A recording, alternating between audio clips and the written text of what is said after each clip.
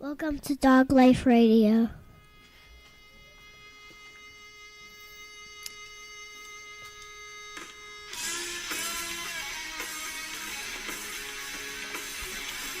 All right.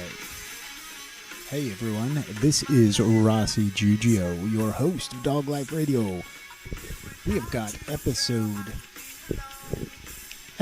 40 coming at you right now.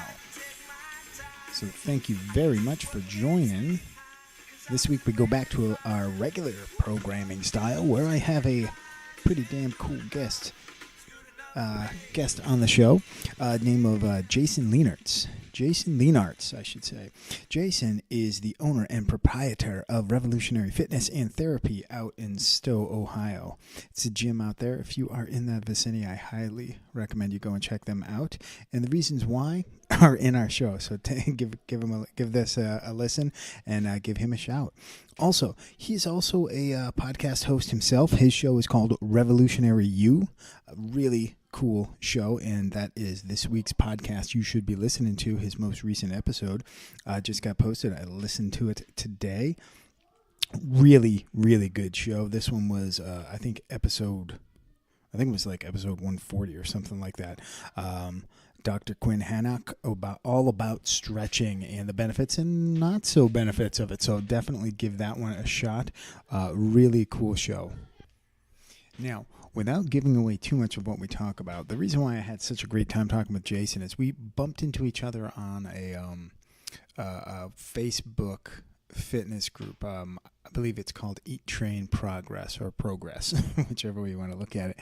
Anyway, we bumped into each other, and he's just this really cool guy out there trying to help people, all about improving everybody. He's definitely got this Zen kind of a philosophy about him.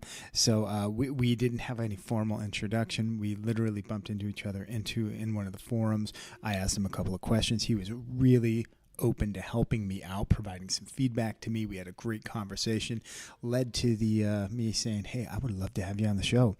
You've got a great story, great mind about health and fitness. We've got a lot of similar approaches to things, but I'd say the biggest is that we both are just trying to get out there, help people, and learn, and he's definitely a hell of a lot smarter than I am. So very thankful to have him on the show.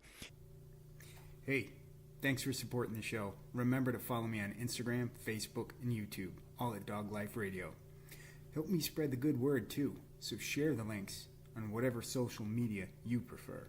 Subscribe to the podcast on iTunes or follow it on Podbean, Stitcher, Google Play, Overcast, or wherever you're listening. So throw up a 4-star or 4-cloud or whatever. Thank you very much. It's the best way to help others find the podcast. And as always, send me any feedback. I would love to hear from you. dogliferadio@yahoo.com. On with the show. This one, and the tape is rolling. All right, so this is Dog Life Radio. Rossi Giugio here with special guest JASON LEENAARTS from Revolution Fitness and Therapy. Also, Revolutionary You podcast and author of the book, The Revolution is You. Welcome, Jason. Thank you. Thanks so much for having me. This is really a pleasure. Love chatting with like-minded people that I think are pretty inspirational and just trying to put a good word out there. So it's nice to share the time with you. No problem. I really appreciate it. And just to give a little bit of background to folks, Jason, not only is Jason a super interesting guy, as you're going to learn over the course of this podcast, but Jason's a super nice guy. Our paths crossed virtually, as much of my guests, that's how I bump into them. We crossed virtually over, I think it was a Facebook fitness group of one shape or another, and Jason offered some assistance to me, and it just turned into this opportunity where we had the chance to get together and talk. So really fortuitous and very grateful. So thank you. Yeah, it's my pleasure. It's I guess it's the beauty of social media too, is that you have the opportunity to network with people literally from across the globe, and as long as you're putting good out, you tend to get good back, and I think fortuitous is a really good way to put it. So it's this is pretty cool. Yeah, it's amazing how social media. It's interesting because social media there are a lot of negative connotations or stereotypes, social justice warriors, if you want to call them that, or cyberbullying. But I got to tell you, in the world of health and fitness, there's just so much like-minded folks and all out there just trying to help people, and they just want to do something good. And it's really, really a positive experience when you get to bump into people such as yourself.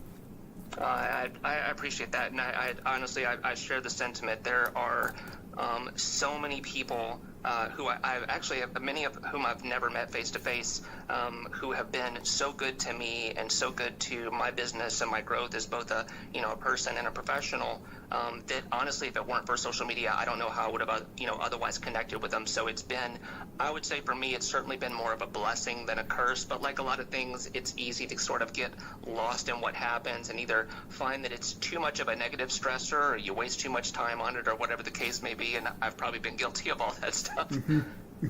Yeah, it is funny how the connectivity there can really pull you up, so to speak. And yeah, I absolutely have been trying to at least live the mindset of focusing on those positives and really trying to help others as paying it forward, so to speak. It's interesting, as I was kind of going through a little, your brief bio here about the Revolution Fitness and Therapy, Revolution U. I see a theme here. We've got a little bit of a theme with all the titles here. So let's start with that. How did you come up with the names? Okay, so yeah, I for most of my life I've been a big Beatles fan, and I kind of always told myself that if I were ever in the position where I could open up a business, I'd probably want it to have something to do with the Beatles. And while I don't listen to their music as much now as what I did at one point in my life, when I started this business, it was just going to be easy for me to say, well, let's just call it Revolution Fitness. But at least in the state of Ohio, maybe it's this way for other states as well, but you can't have the same name as another business in the same state. So Revolution Fitness was actually already taken in the state of Ohio. It's actually to my knowledge, it's a large gym down in Cincinnati. And at the time that I was looking to open the business, I had just finished up a certification in what was called fitness therapy through ISSA. And I thought, well, I'll just call it Revolution Fitness and Therapy. That lets me keep the name that I want. And it sort of had that, sort of double meaning, which, I liked the fact that I got that Beatles tie-in, but it also, part of the definition of the word revolution is a sudden or drastic change. And when I think about a lot of what my clients, bring through my front door when I sit down on a consultation with a client, it's people wanting change. And so whether or not they're actually ready to make that change right from the get-go, or it's sort of a slow burn where it happens over time, that's what we try to help people with. So it sort of became a bit self-fulfilling. So that's fantastic. That's super cool. And when you mentioned, let's see. So first off, the business is in Ohio, and it's in Stowe. Am I correct there? Yeah, I'm in Stowe, Ohio. So for those who are not in the state, we're just outside of Akron. So people who follow LeBron James, that's where he's from, and obviously the Cleveland Cavaliers. So I'm not originally from this state, but this is where I've decided to start the business, and so the majority of my family is here now. And so Stowe, which is basically kind of in between Cleveland and Akron. Okay.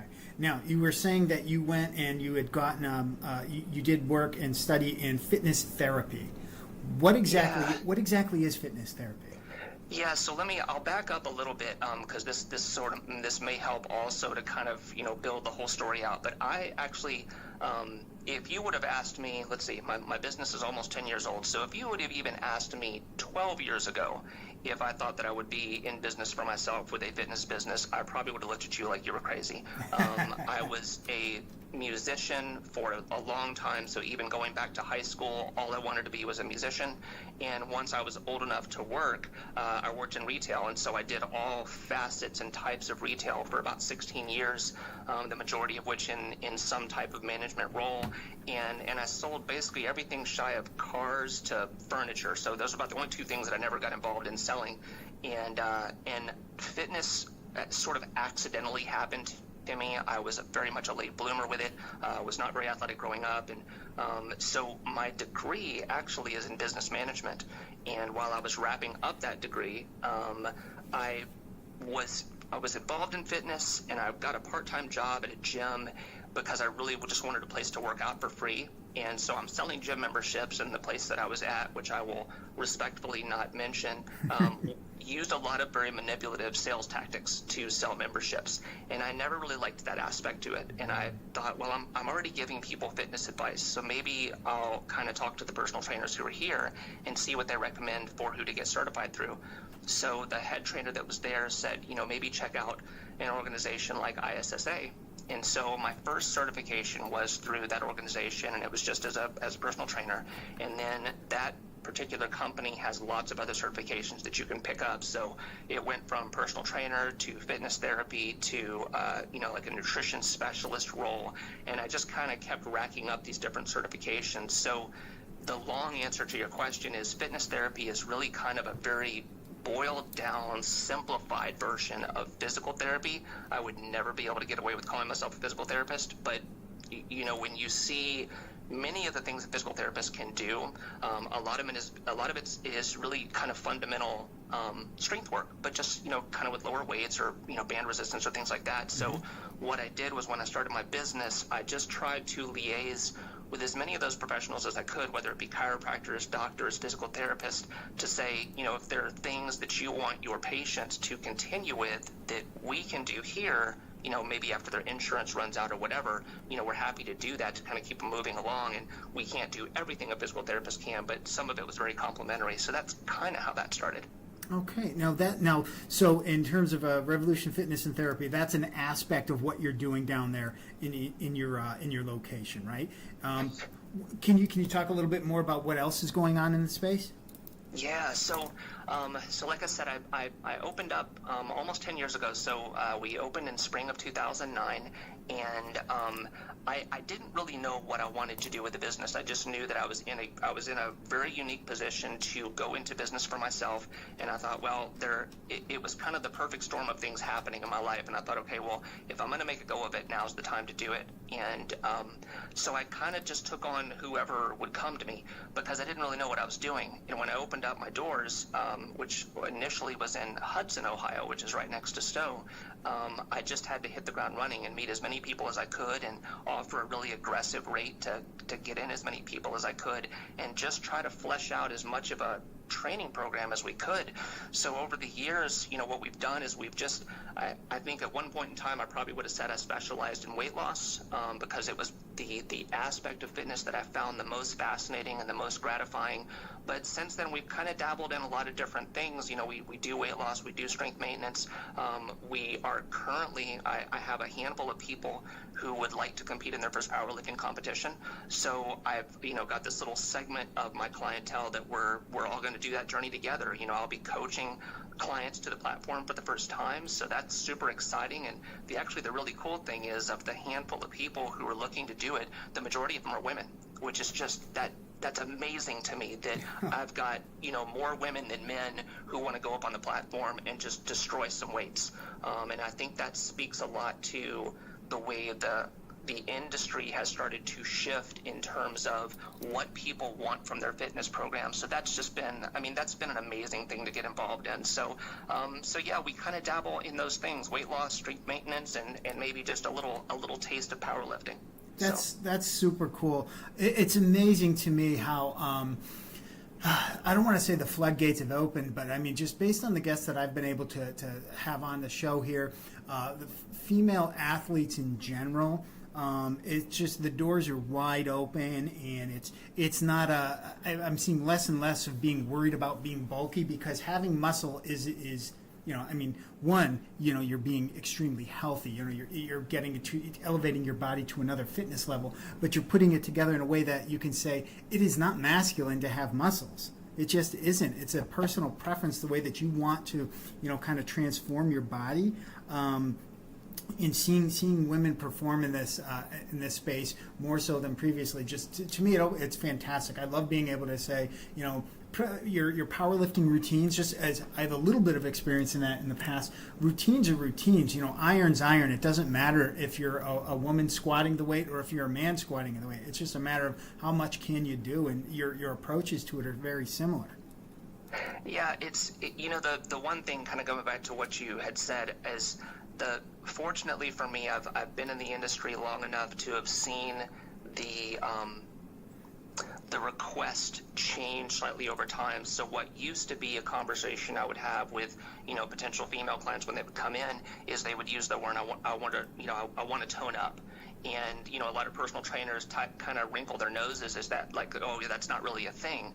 But, you understood what a client meant when they said that.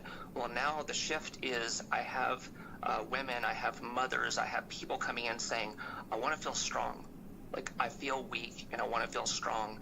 And that's such an incredible statement that I'd say probably more so lately because we've really sort of found our momentum with this particular movement, at least in our little sample size pond that we have over here, is I've got a lot of these women really feeding off of each other because they're like, you know what, I love seeing how strong you are and I want to be strong too. And I think what a lot of them are seeing is it's not about being muscle bound. It's just about being as capable as you can be where you are right now and seeing that progress happen. And it is, once it starts, it's almost infectious. And they're so supportive of each other. So honestly, for whatever I was not able to do physically myself because my body likes to fight me at every possible juncture, I get so much more out of seeing what these, what my clients do. It means a lot more to me. So it's been amazing. And, as the transition to that is, you may already know this, but a lot of trainers are trying to straddle that balance between both face-to-face training or online training. So little by little, I've been starting to kind of stick my toes in online training as well. But it's, it takes a totally different skill set to do it. So it's, you open yourself up to a totally different demographic.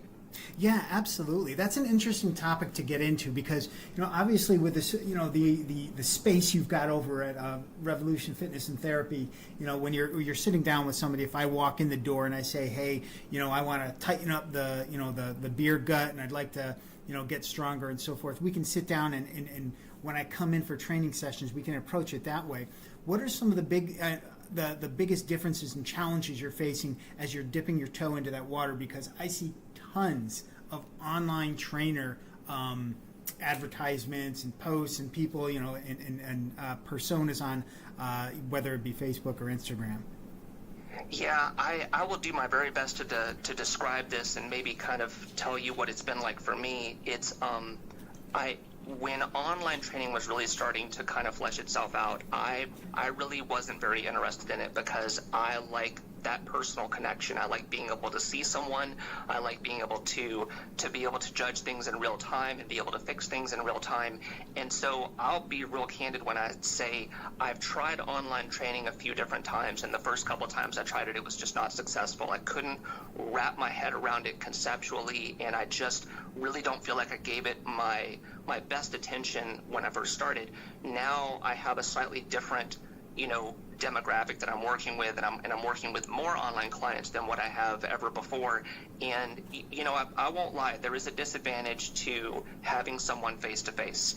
That being said, one of the cool things that I like about online training is, and I hope I can describe this the right way, I have some clients who pay for my services online who really just need somebody to kind of bounce their thoughts off of. So, we kind of talk about the name of the business, the Revolution Fitness and Therapy. A lot of the conversation ends up being a little bit more therapeutic than about fitness. And so I literally have clients that, will schedule a weekly call, and it's really just about like, hey, how are you doing? Like, tell me about what's going on with life. Because right now for that client, the last thing they can think about is exercise. So, we cross that bridge when we get to it. And then I've got other clients who are like, hey, I don't need a therapist. I just need a workout plan. And then I've got the ones who are like, I need the whole thing. I need a an armchair therapist. I need somebody to write me a fitness program, and I need somebody to talk to me about my nutrition.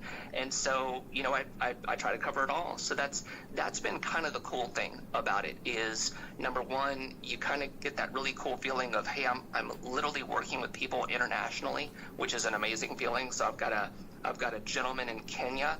I've got a woman in Israel. I've got several people across the U.S., and that just, it boggles my mind. But again, like, what we were talking about at the beginning of the call, that's the beauty of social media. Like, just being able to let technology morph and shift that way is a really cool thing.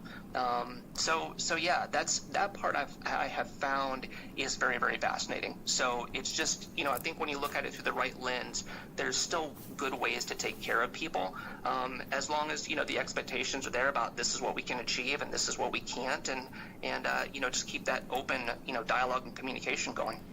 Wow, that's amazing. Kenya, Israel, it's mind-boggling. Did you, so when you're working with those specific clients, did they mention how they heard of you? Because I'm going to guess and speculate that they didn't drive by Revolution Fitness and their last trip to Stowe. That's a fantastic question. So oddly enough, I did some continuing ed several years ago, and it was through, at the time, a company called Habitry, which you may know this name, but a guy by the name of Stephen Ledbetter and Omar Ganai, and I believe at the time a woman by the name of Vanessa Nalen, who had started this sort of group, and basically they were doing a continuing ed course to help trainers better communicate and assist with, the habits of our clients. Because, as most people know, it's easy to walk into a gym and do the work. It's what you do the other 23 or 23 and a half hours of a day that really are those are the game changers. So this continuing ed was set up in a way to help us be better at trying to implement those patterns for our clients.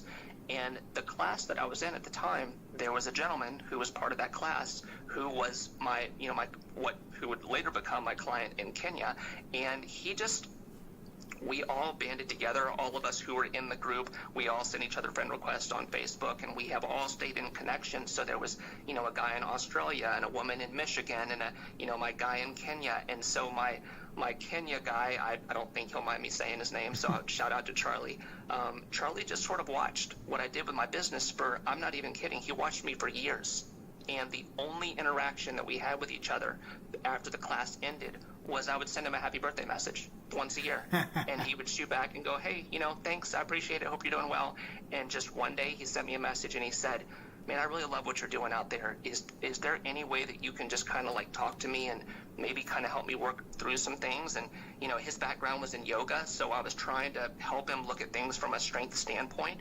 And he's just a super, super nice guy. And so we've had a good time working with each other. And then my Israel client, actually, I met her through my wife. So her name is Leah. Leah used to live in this area, and she actually grew up doing shows. My wife's in theater. She grew up doing shows with my wife when they were literally like minors, teenagers, and they stayed in touch. And so Leah actually used to work with me face to face. And then when she moved to Israel, we just kind of stayed in touch. And she said, okay, I need a fitness plan. So, she's one who I spend probably more time working with her just on her exercise plan and less doing the other stuff. She's pretty on point with her nutrition and stuff like that. So it's just one of those crazy things that you just don't know where the pipeline of networking will go and how, it can be mutually beneficial for all parties involved.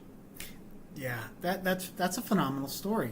You never know where you're going to bump into potential future clients or friends. That is some pretty cool stuff. I would imagine that when you're dealing with this, obviously there's lots of different challenges when you're dealing with clients that are in different countries. I mean, you're talking about international challenges here. I was thinking about it, and then it just hit me as you were just talking about when she moved. I was thinking, oh man, you've got some pretty significant time zone differences here as well. Yes. Right off of the bat. So when you're working with these individuals, and I guess they can be domestic as well, just maybe different areas. Do you so you schedule calls? Do you approach it with like FaceTime, or do you Skype, and do you try to do videos? How does some of the logistics work? Yeah, no, it's a great question. So for most of my clients, part of that just depends on what they think is going to serve them best. So I have a handful of online clients who like to do weekly, Skype calls or phone calls or whatever it is. And, we'll touch base for 15 minutes or a half hour or whatever it is and just kind of talk about what's going on and how we can continue to see progress depending on what the goal is. Some people need less frequent contact. So, that's part of what we kind of discuss right from the onset is, what do you think is going to best serve you now? Because it may change over time. Maybe initially you want less contact and then you want to develop more, or that works vice versa. But we try to discuss all that stuff right on the front end, even before they've even paid a dime for the service, is just to go, okay, let's, what are your goals? What do you want to accomplish? And let's see if there's a way for this to work, because there's always the chance that it won't. And you kind of build the relationship that way and go from there. And, like I mentioned, I've got people who they start off with me, and because of mentally where they are at that point in time, maybe the only thing they can do is just focus on the food. Okay, so let's talk about the nutrition. Let's talk about how the nutrition is going to reinforce what your goals are. And then you let me know when you're ready. And when you're ready, we'll start talking about an exercise plan. And maybe that's based on what you have at home. Maybe you're willing to buy a few more weights so that you have more toys available, to use in your arsenal. And maybe you have access to a gym where, it's just, you've got access to everything, and that gives us more to play with. So it really, it just kind of runs the gamut. But you made a good point. A lot of it has to be about the time zone. So, my Israel client, I want to say she's 6 or 7 hours ahead, and my Kenya client, he's upwards of around that 7 or 8 hours ahead, something like that. And I've got people on the West Coast and people on the East Coast, and it's just cool. It's just one of those things where I've been happy with the way that it's been growing, because I really haven't advertised it, because the bulk of my business, what I do to support my family is my face-to-face business. But this has just been another little, component to it, where it's like, wow, I can still service people with a level of quality that we both feel good about with this online stuff. What you've also seen happen, and maybe it's not as apparent to you, but you are aware that the online training is kind of a big topic right now. Is I think some people think that they can just do online training, and it's hard. It's hard to pick up that momentum to where it becomes the thing where it's like, well, I can give up all my face-to-face business, or I can quit my job, or whatever. And my online business it's a significant portion of what I do, but it's definitely not something where it's like, well, it does far and beyond what I do with face-to-face. Yeah, it's interesting, because I've heard a lot of people talk about it. I have some past guests do a bit of remote sessions as well, and each of them have similar issues where when you go remote, it opens up to a much broader audience than those individuals that can actually stop by the gym, right? So you're open to anybody and everybody, but those unique challenges and the balance back and forth can become I don't want to say one is easier, one is harder than the other, but they're definitely these unique pieces. And it makes me think about, like, if you're the consumer, if I'm the person who's going to be looking for some support in my fitness journey, when you're talking about, it can be very easy to just click on something online and go, okay, I've got my online coach and they're going to help me out. There's got to be so many different things that you need to keep your eyes open for and be aware of, so you don't have these pitfalls or these things, warnings that you need to be aware of. And if you were to talk to somebody who was thinking about going the route of having an online trainer, what types of things would you, I don't want to say warn, but what would you give them a little heads up on, things to look out for? Oh, man. That's such an interesting question. I don't know that I can honestly answer that, and I hope I can explain this in the best way possible. I'll say it like this. Because I'm a business owner, and probably because of pages that I follow or people that I follow or whatever, there are certain messages. So we'll use Facebook as an example. Mm-hmm. There are people who market their services. They want to target a certain demographic. So that demographic would be, say, fitness business owners, and I fit that mold. So they target those ads, and they're like, hey, would you like to have a 6-figure business? That's one thing. And so you see these guys, and they're standing in front of their luxury car or somebody's luxury car, and they're saying, yes. Hey, I know how to give you a 6-figure business. Well, I don't say this to sound boastful, but I've had a 6-figure business for a good handful of years now, so that's not my obstacle anymore. Now I'm looking at other things, but it's kind of the same thing. If you are the layperson who is interested in fitness, chances are you are probably being targeted for certain ads by people who say, to whatever degree, I am a successful online coach. So you still want to do your due diligence work. You may have to look at how you price shop some of these things, and are you judging some of these things based on, well, how much is this person going to cost? Because here's something that may be interesting to whoever, is tuning into this. Because of where we are in Stowe, Ohio, I have a set rate for what I charge for my online services. That set rate is a lot less expensive than what somebody, say, in New York City is going to pay. So that's one thing. And then when I'm offering and positioning my online services, that rate has to be significantly less because it's not a face-to-face client. So when I compare my pricing against trainers who I know who only do online training, there's a vast disparity in the price. And, I know some fantastic coaches that they only do online training. And so there's so much nuance to it. You know what I mean? I know if memory serves, the way that you and I connected was through a rather large group on Facebook called Eat, Train, Progress. Yep. And my very dear friend, Patrick Humphrey, that is his group. And because that group is like 17,000 members strong, there are a lot of interest levels. There are a lot of fitness professionals that are involved in that. And if you're interested in this kind of thing, that's a group where you could kind of look and go, okay, I think I want to just kind of watch and see how some of these fitness professionals interact. And I think you can learn a lot from groups like that. So, you and I were talking offline before we hit record on the show, and you were talking about how you had a history in powerlifting. Well, if you're trying to get better at all of your lift totals, I'm probably not the best person for you to talk to because most of my experience isn't in powerlifting. So you'd want to find an online coach who you're like, okay, not only does this particular coach have really good lifts themselves, or themselves, or a history of good lifts, but they also almost exclusively coach other powerlifters who continue to be successful. So that's a good place to look. If you're trying to lose weight, you probably don't necessarily want to talk to a powerlifting coach or someone who specializes in that because they may not have the same background in working with some of the psychological things that go on or the nutrition or whatever it is. So again, lots of nuance, lots of things to consider, and everyone's going to generally put their best face forward. What I would probably say is follow anyone who is of interest to you, or friend anyone who may be of interest to you, and just see how they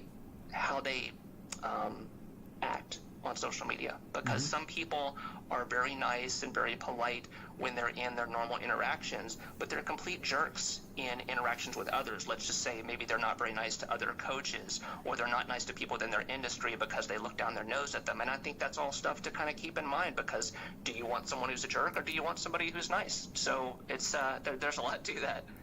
Absolutely. I think those are some really good things to think about as you're going into it, because I feel like as somebody who wants to get involved in health and fitness, if you're somebody out there who's early on in their journey, I mean, there's so much information out there, and it's so easy to get swayed and I guess just pushed into a wrong direction, or just maybe not the most accurate space to get information. I know when I was a kid and I first was getting into lifting and exercising, it was all about the Muscle and Fitness magazines and the Flex magazines and anything that had Joe Weider's name on it, where it was all of this stuff about pushing whatever the products were on the pages. And I tried to learn as much as I could, but I know I fell victim to a whole bunch of different marketing campaigns and things, and I probably bought a bunch of crap products as well. And I feel like in today it's extrapolated to a point where it's even greater ratio of garbage to good, because it's just so accessible with social media, and it's just really difficult to find that balance of where do I go first? How can I start? Because there's so much information out there. There is, and I mean that is just a fantastic point that you brought up, and it's one of those things that you also have to be kind of mindful of with your respective echo chamber. So I'll use this as an example, and I know it's an inflammatory one to begin with, but for whatever reason, the ketogenic diet is resurging in popularity, and most other trainers who might be tuning in know that the ketogenic diet is not new in any way, shape, or form, but it's just it's what's popular right now. So if you kind of go down the rabbit hole of looking at, what do the studies say, and, you're connecting with people who maybe are following the diet, what you'll start to find yourself in is you start to find more and more of that interest that, again, is being targeted at you. It's kind of like, hopping on a website to look at a product that you want to buy, and then you bounce over to another page, and over on the sidebar, there's an advertisement for the same item you were just looking at. I mean, that's really amazing marketing. Yes. It's not a little bit creepy. And so, if you go down the route of ketogenic diet, or you go down the route of veganism, or whatever it is, you're going to start to find that whether you wanted it or not, you become somewhat surrounded by those voices. And so it becomes, I believe, harder to sift through the knowledge that's there without developing some sort of bias. And, we all have some level of bias, whatever it is that we're getting into. So the one thing that I would say maybe that would be helpful regarding, the trainer experience, or what somebody might want to go through, is personal training is still about relationships. And you may have to, I don't want to say get burned, but you may have to try a couple of different tactics and a couple of different approaches to see what works best for you. It's kind of like people who, they have to try a couple different hairstylists before they find the one that, does their hair just the way they want, or a financial advisor, or someone like that, where the relationship is really where the magic happens, where that you have that trust involved. And so, it may just be a little bit of trial and error, and hopefully at the lowest cost possible to the consumer. Yeah, absolutely agree with that. It's, there's so many really cool quotes out there about failure and what you can learn from it, from people like, Steve Jobs and Bezos from Amazon, and, all kinds of athletes. And I 100% agree with trying to find the thing that works the best for you. And it's funny because you think about it, and because of just the barrage of information that gets pushed at you, and your own personal inclinations where you like to, maybe the celebrity or the athlete that you like, you kind of have an affinity for what they're pushing or promoting because it works for them, or maybe they're being paid for it. But like this whole try it out yourself and learn to listen to your own body to find out what works and what doesn't work.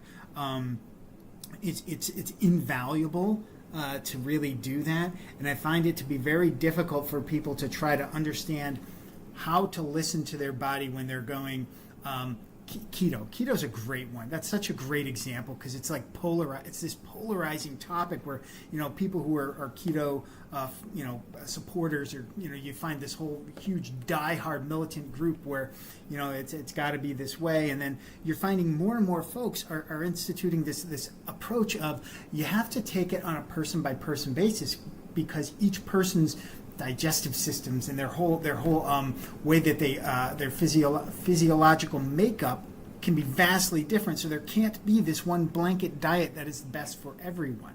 It's just really interesting.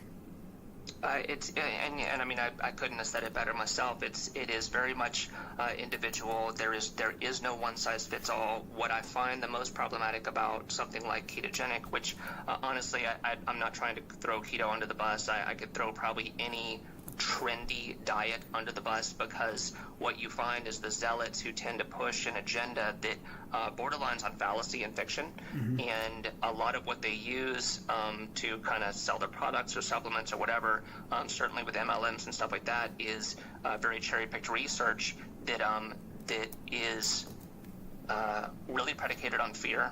And I want to say it was I've had a couple of guests more recently who I've talked to on my show about this. Dr. Susan Kleiner is one, who's just an amazing dietitian, and Dr. Yoni Friedhoff, who's an obesity doctor in Canada, about the fact that a lot of this stuff it gets pushed to such an extreme that it's hard to kind of wrap your head around what's truth and what's fiction.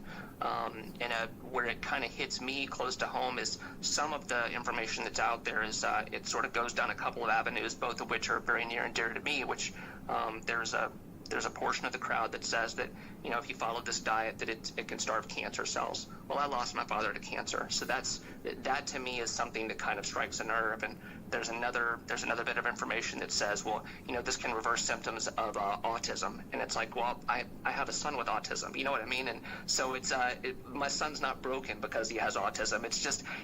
There is so much that's out there that just becomes so emotionally loaded that it can be hard to distance yourself from it if you don't know better. Yeah, I feel like you're striking a nerve with that space, because it's, you have these advertisements or these media blasts of information that have this emotional content with it, with this powerful factual or appearance of factual statement that get pushed out to you, and you're looking at it going, oh my gosh, well, how can this be wrong? This looks so cool. I need to cut every carb out of my diet because that is the best thing in the world. And I'm not throwing keto under the bus either. As a friend of mine who's in Australia, he's a professional strongman. He actually won Australia's Strongest Man competition last year, and he's gearing up for some good stuff. He's going to actually be out in Ohio at the Arnold's next March. He got an invite to it, so I got to make my way out there so I can meet up with him. He's a keto guy, and it's working really well for him based on his body composition currently and what he is hoping to achieve, and that's based on him. But it's not something that will work for me. I tried it, and it's just, I feel so weak. I'll get headaches, and it's not that I have to sit down and, because I'm Italian, have pasta with every meal, but there's a lot of common themes, I think. When you look at like 10 different diet ideas or concepts out there, when you can pull common themes from every single one of them, you need to then take a second look versus the one that's saying, you should eat nothing but potatoes, versus the ones, you got a half dozen of them that are saying you need to eat, earth-grown holistic foods. Maybe there's something there, and do a little bit more digging. Yeah, and it's, again, this is where I'll kind of come back to social media, with a bit of skepticism, just to say that it's it can be hard to find the truth that's out there. So this is really kind of about finding your truth, and it's one of the things that I try to talk to my clients about. Maybe not so much because they want to go keto, but they want to go maybe the lower carb, version of the spectrum. And I think everything tends to work on a spectrum. Mm-hmm. And so part of that conversation becomes, okay, what kind of lifestyle do you live?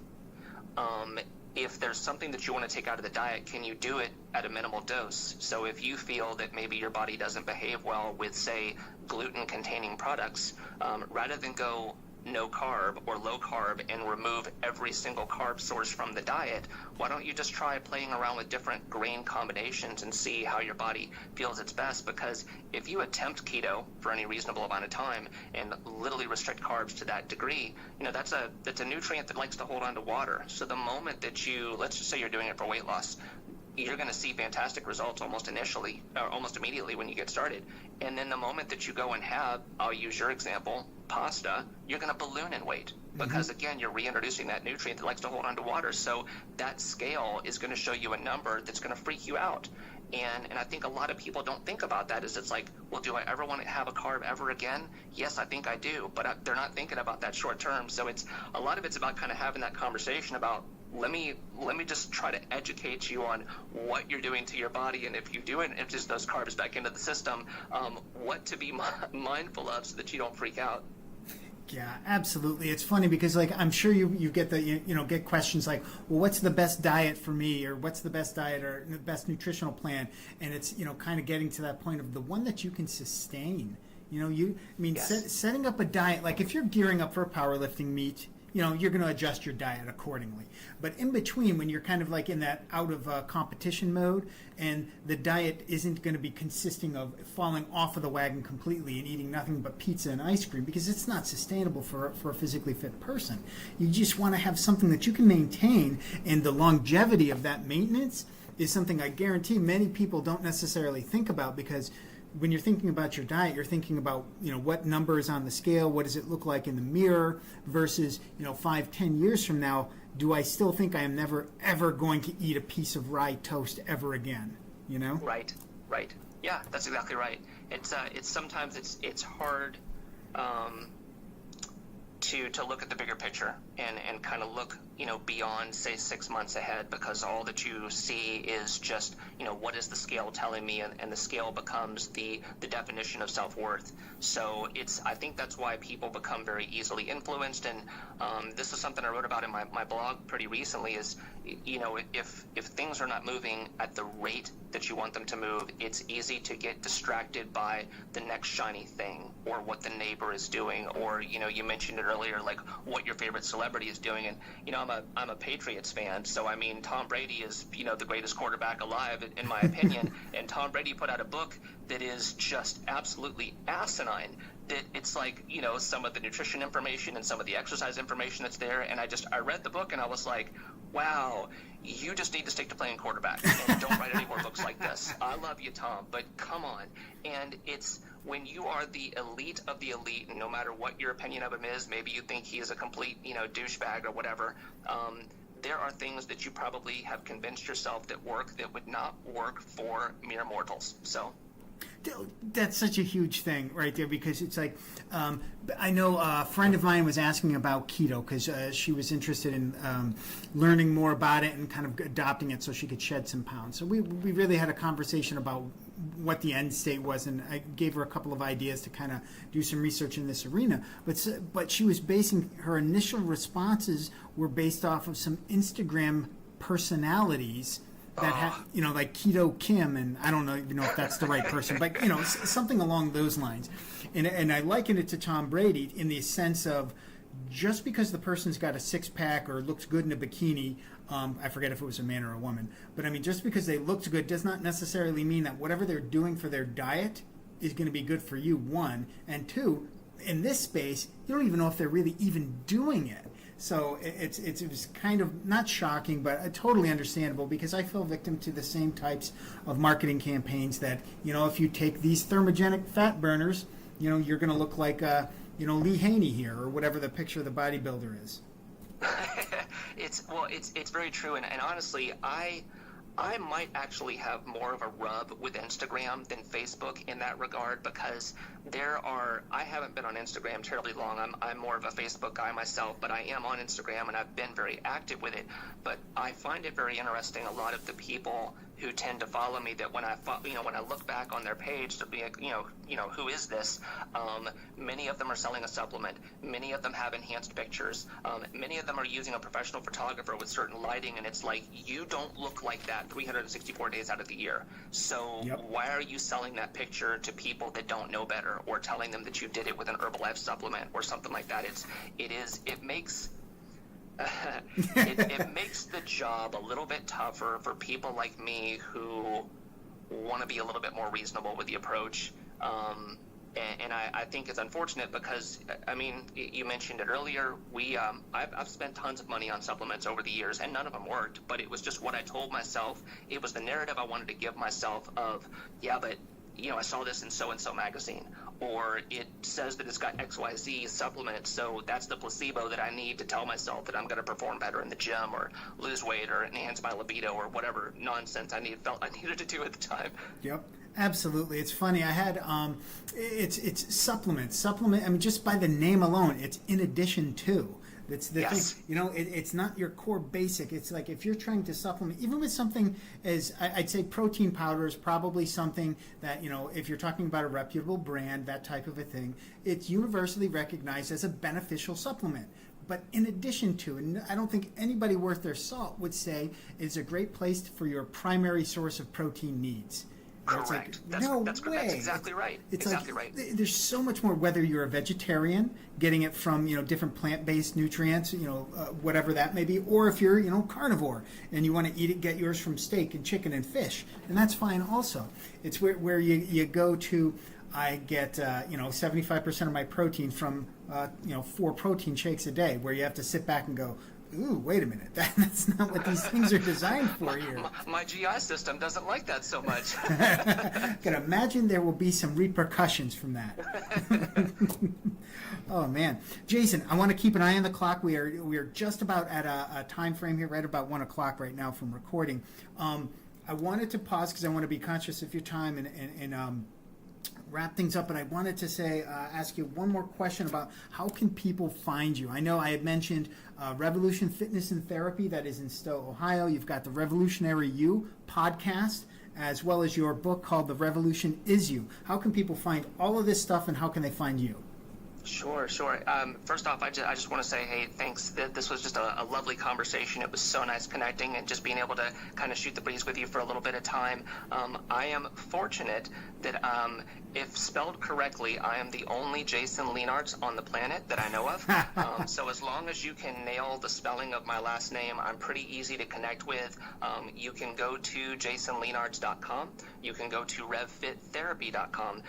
You can just find me on Facebook. I would suggest that if anything I've said has been of value or of interest, I would suggest you friend me and not follow me, because I don't do a lot of public posts, but I do a lot of posting that tends to be on a private setting. But the last name is spelled Leeenaarts, and it is the Dutch curse, so there's lots of vowels in there. And I mean, that's pretty much it. I'm happy to connect with anybody, and just, like I said early on when I was talking to you, it's just about putting as much good back into the world so you can hopefully get some good back. Oh, fantastic. Thank you so much, Jason. I really, really appreciate having you on. Likewise, it was absolutely a pleasure.